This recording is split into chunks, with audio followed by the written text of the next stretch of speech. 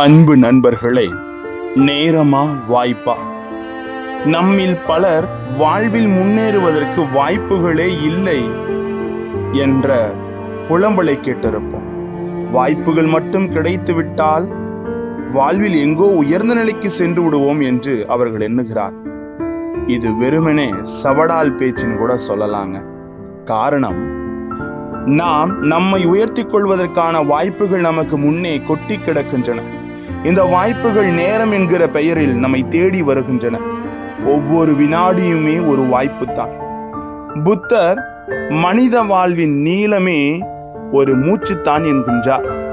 இந்த மூச்சை, அதாவது மூச்சு விடும் இக்கணத்தை யார் விழிப்புணர்வோடு பயன்படுத்துகிறார்களோ அவர்களே நேரத்தை வாய்ப்பாக பார்க்கிறார்கள் என்று அர்த்தம்.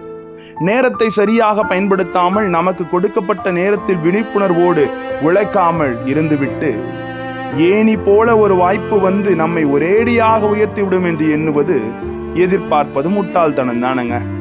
அமெரிக்காவில் ஒரு பிரபல உணவு நிறுவனம் மிக குறுகிய காலத்தில் புகழடைந்தது. அது குறித்து அந்த நிறுவனத்தின் தலைமை அதிகாரியிடம் ஒரு பத்திரிகையாளர், ஒரே இரவில் புகழடைந்து விட்டீர்களே, ஆச்சரியமாயிருக்கிறது என்று சொன்ன பொழுது அவ்வதிகாரி, ஆம், ஒரே இரவில் புகழடைந்து விட்டோம் தான், ஆனால் என்ன, நீங்கள் சொல்லும் அந்த இரவு எங்களுக்கு மிக நீண்ட இரவாக இருந்தது என்று கூறினாராம்.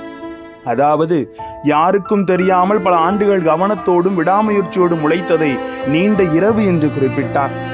இப்படிப்பட்ட நீண்ட உழைப்பிற்கு பின்பு தான் எல்லோருக்கும் தெரிகின்ற உடனடி புகழ் கிடைக்கிறது. எனவே ஆண்டவரும் அன்று 3 பேரை அழைத்து தாளந்தை கொடுத்தார். அதை விழிப்போடு நேரத்தையும் வாய்ப்பையும் பயன்படுத்தி உழைத்தவர்கள் ஆசீர் பெற்றார்கள். நாமும் அவ்வாறு உழைப்போம், வெற்றி பெறுவோம்.